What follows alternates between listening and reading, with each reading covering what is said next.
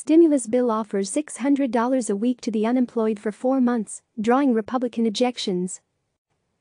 In a historic expansion of unemployment insurance, the federal government would give jobless workers an extra $600 a week on top of their state benefits for 4 months, as part of the $2 trillion stimulus deal lawmakers agreed to early Wednesday. It has unemployment insurance on steroids, Senate Minority Leader Chuck Schumer said Tuesday of the package. But, and most importantly, the federal government will pay your salary, your full salary for now 4 months.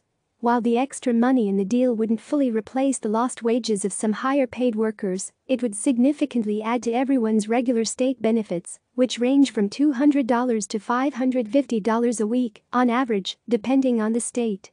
However, several Republican senators raised objections Wednesday to the jobless benefits provision, saying it would provide larger checks to unemployed workers than they would receive in wages. "This bill pays you more not to work than if you were working," said South Carolina Republican Senator Lindsey Graham.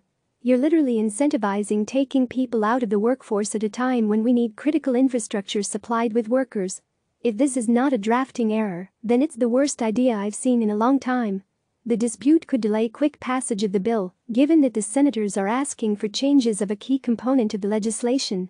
A spike in unemployment, a massive boost in unemployment insurance, which is projected to cost about $250 billion, comes as the coronavirus pandemic wreaks havoc on the U.S. economy. More than 3 million people are believed to have filed for first-time jobless benefits last week, as governors around the country shut down most non-essential businesses in their states, according to some projections.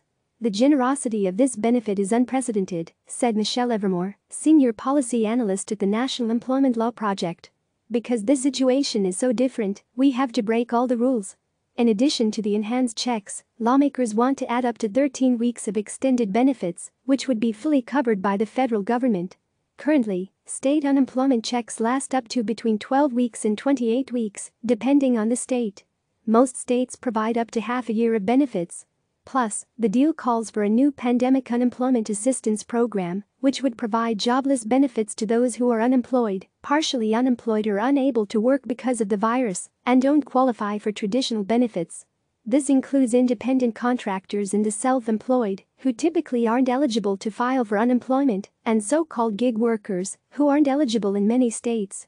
These benefits would mirror what's available in an individual state. The legislation would also assist those who have had their hours reduced by providing incentives to states to adopt work-sharing programs, which allow employers to cut workers' hours but not lay them off.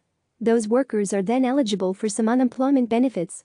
Some 27 states, plus the District of Columbia, already have work-sharing laws in place. Furloughed workers typically qualify for unemployment assistance, so they would receive all the enhanced benefits under the stimulus package. But part-time employees are only eligible for unemployment in certain states. "It's unclear what aid the Senate deal would provide part-time workers," Evermore said.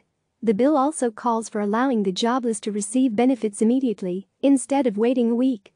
Multiple packages. The Senate stimulus package follows one passed last week that provided states with $1 billion in administrative funding to run their programs, many of which have been overwhelmed by the crush of people filing for first-time benefits. The prior package also covers states' share of the extended jobless benefits program.